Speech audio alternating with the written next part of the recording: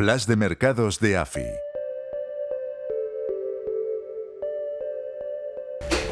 La semana pasada fue una semana bastante, digamos, lateral y con poco movimiento. Sigue el tira y afloja entre curvas de tipos de interés y bolsas. Las bolsas tuvieron un performance, relativamente negativo, prácticamente en los países desarrollados, con bastante disparidad sectorial. Y los tipos de interés, pues un poquito de divergencia, ¿no? En Europa, subida de tipos largos, estamos ya prácticamente en máximos, en el 10 años alemán, 2,70, máximos de este año.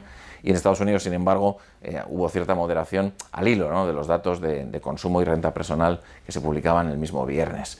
Esto es un poco el resumen de la pasada semana. Ya os digo, sin grandes cambios, ¿no? En esos rangos en los que nos estamos moviendo.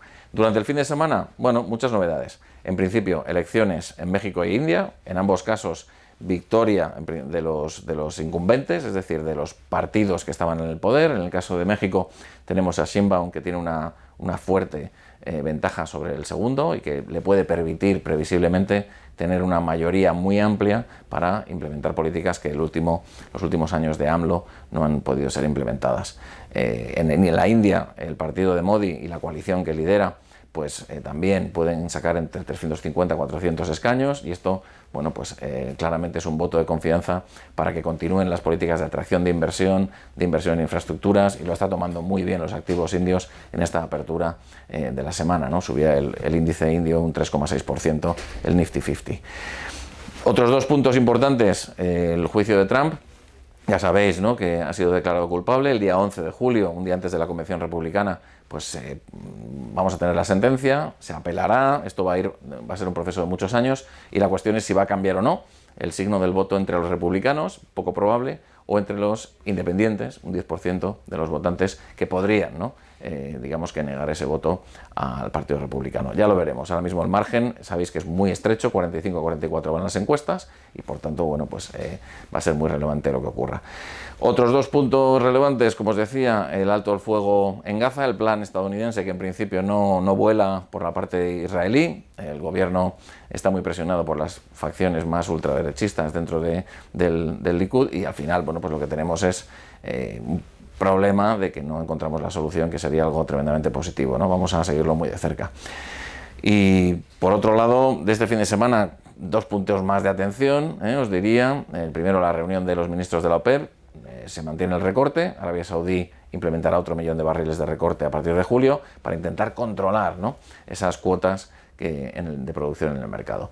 Y quizás el más relevante de la semana, o de este fin de semana, ha sido Vanke, ¿no? Vanke, ese promotor inmobiliario chino, que, sabéis que tiene muchas refinanciaciones a los que tiene que acudir en este año. Se especulaba con que pudiera caer, igual que hizo Evergrande. Al final ha obtenido, ¿no?, refinanciaciones por parte de los bancos por el entorno de unos 70.000 millones de dólares, suficiente para poder acceder, ¿no?, y a pagar esas refinanciaciones que tiene este año, y esto relaja bastante la tensión en el mercado inmobiliario chino, que ya venía apoyado por las medidas que han ido tomando las autoridades en las últimas semanas.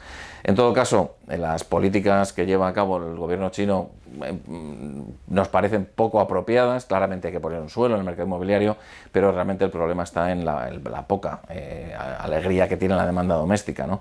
Y aquí tanto el Fondo Monetario como los comentaristas que hemos estado revisando este fin de semana ponen, ¿no?, el punto de atención en que en un entorno en el que tenemos una guerra comercial relativamente abierta, en un entorno de un mundo cada vez más fragmentado, poner toda la carne en el asador en las exportaciones puede no ser una política demasiado óptima, y deberíamos de tener algo más de foco en políticas de demanda interna, ¿no?, tanto fiscal como monetaria. Esto en cuanto al fin de semana.